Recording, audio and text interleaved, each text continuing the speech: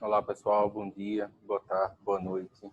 Eu não sei em que horário vocês estão assistindo, mas independentemente do horário, sejam todos muito bem-vindos à nossa aula de Direito Constitucional 1.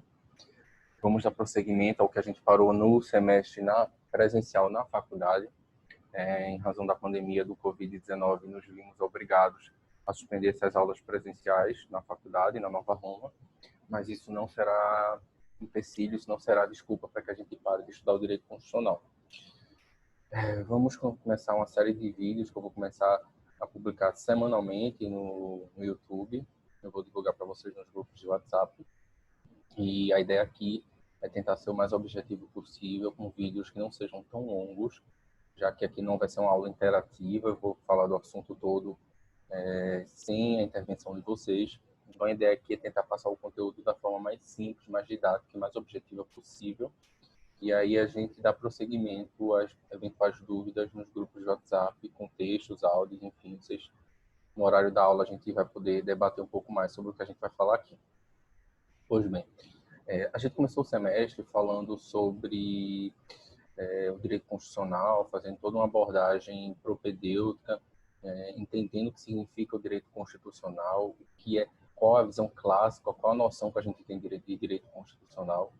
A gente viu que o direito constitucional é um ramo do direito público, assim entendido classicamente como a matéria do ramo do direito público, e se presta a estudar basicamente dois objetos precípios, quais sejam eles, de um lado, os elementos essenciais do Estado, então aquelas escolhas essenciais do Estado, quais sejam elas, forma de Estado, sistema de governo, forma de governo, se haverá um regime democrático, de quem é a titularidade do poder soberano,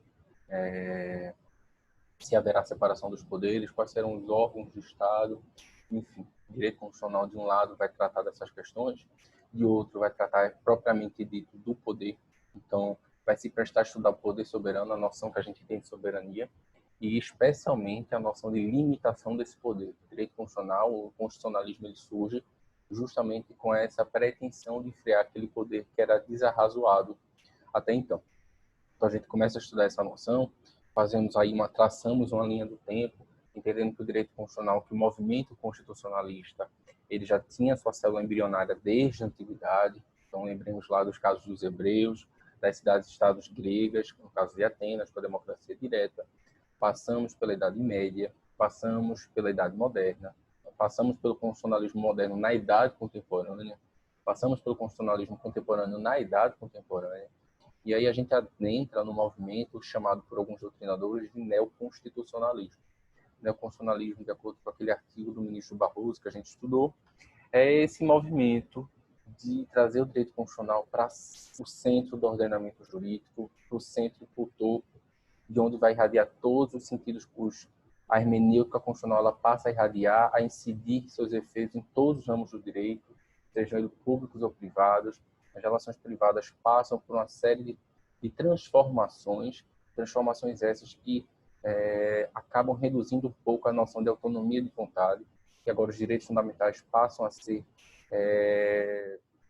direitos de imposição cogente nas relações privadas. Então, os contratos eles não são mais aquelas tábulas, não se estabelecem quaisquer cláusulas, mas sim a autonomia da vontade, mas conjugadas a valores como função social, como boa-fé objetiva, como respeito a direitos fundamentais.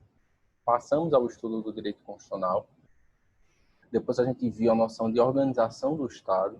Passamos a estudar que o Estado, quando ele se inaugura juridicamente, ele precisa tomar uma série de decisões que irão dar corpo para esse Estado. Então, a gente viu que o Estado ele pode se inaugurar juridicamente do nada, a partir da primeira Constituição. Então, o Estado ele surge, então ele vai precisar de uma Constituição que lhe inaugure na ordem jurídica. Esse poder soberano, esse poder constitucional, ele vai inaugurar juridicamente e o poder constituinte, e ele pode recriar o Estado. Então, o Estado existe por meio da Constituição. Quando vem uma nova Constituição, ela acaba recriando o Estado jurídico. Pois bem, hoje, a matéria de hoje, a gente vai se prestar a estudar as noções de Constituição. O que a gente entende sobre Constituição? Quando a gente fala de Constituição, a gente tem muito clara aquela noção de norma superior, de norma suprema de um Estado, da qual todas as outras normas devem guardar a observância, a obediência. Mas Constituição é uma palavra polissêmica, é uma palavra dotada de muitos sentidos, de muitos significados, não apenas no mundo jurídico. Quando a gente fala de Constituição, a gente pensa qual a ideia que nos vem à cabeça. A gente pensa na composição interna, nos elementos que formam alguma coisa. Então, quando a gente fala de Constituição, a gente está falando de uma ideia de composição, de constituição do que se compõe determinada coisa. Quais são os elementos internos que compõem aquela coisa? Pensemos no nosso corpo. O nosso corpo ele tem uma constituição formada pelos membros inferiores, superiores, cabeça. Mas quando a gente fala de Constituição, qual é a ideia? A ideia de Constituição é de um documento que pode ser escrito ou não escrito, que vai tratar justamente desse corpo do Estado.